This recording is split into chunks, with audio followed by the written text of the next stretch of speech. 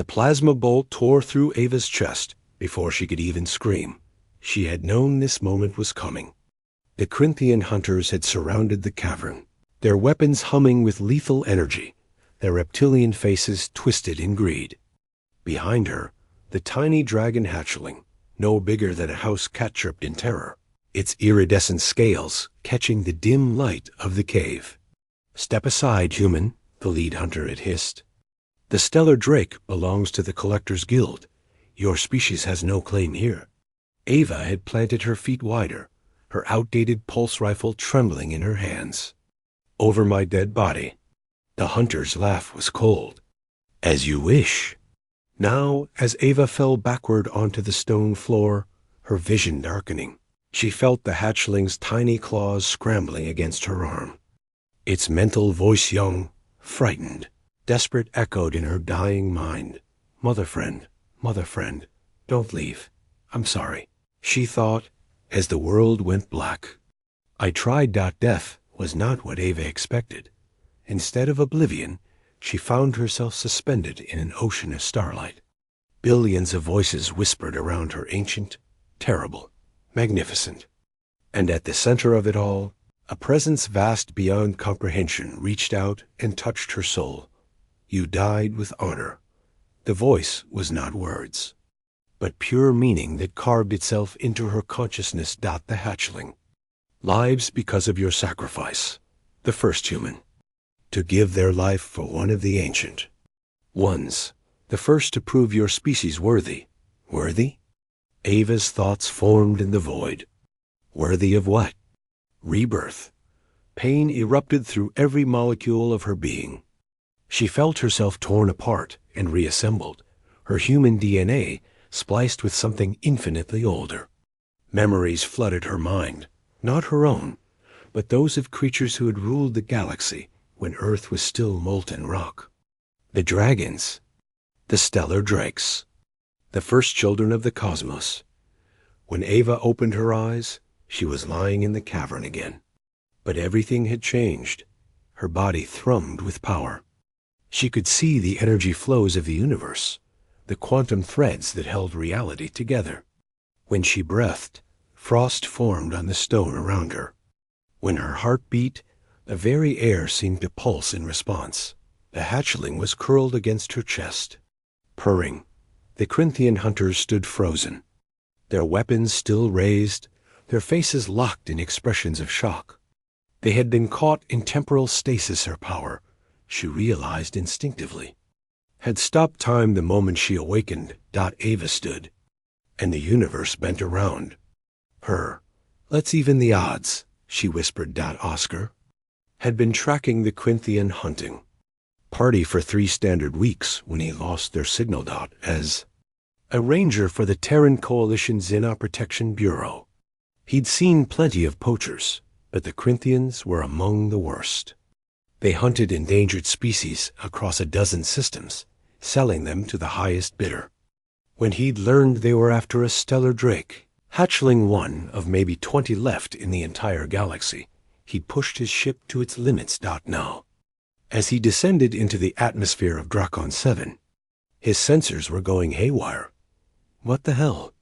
he muttered, checking the readings again. The energy signature coming from the mountain range below was off the charts, something that registered as both organic and cosmically powerful. Like a star had decided to take humanoid form.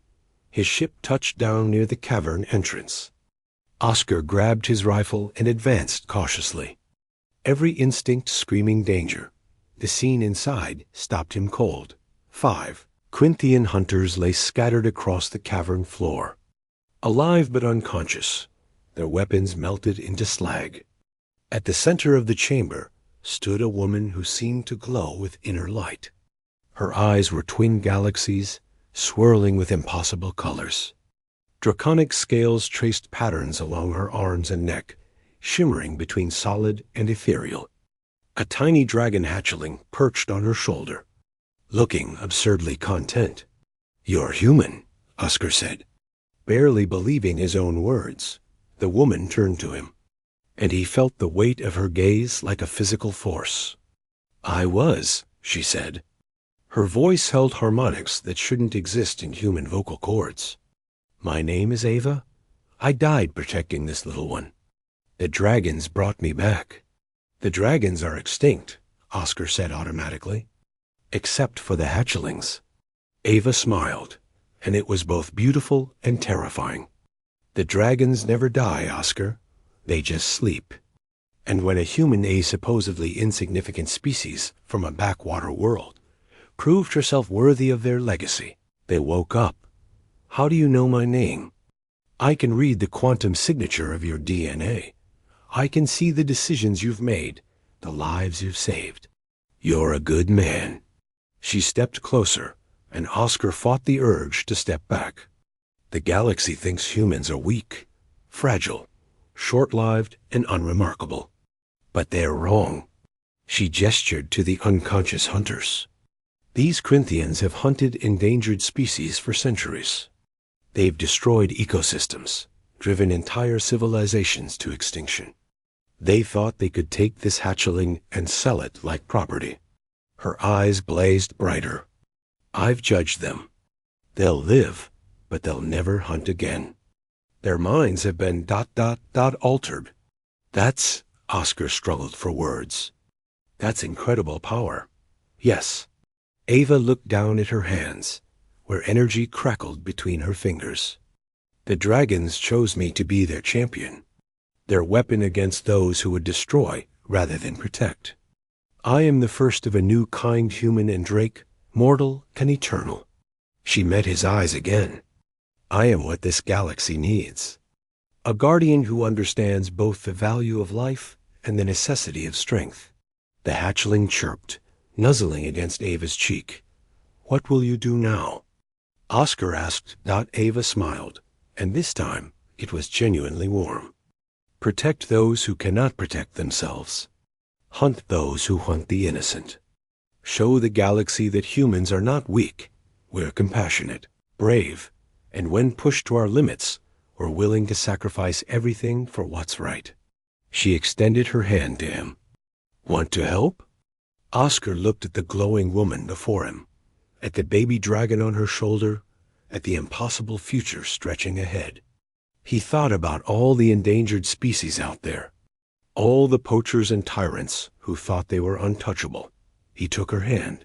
Someone's got to keep you out of trouble, he said with a grin. Ava laughed, a sound like distant thunder and wind chimes. Together, they walked out of the cavern into the alien sunlight, ready to show the galaxy exactly what humanity was capable of. The age of the human. Drake had begun, and the universe would never be the same.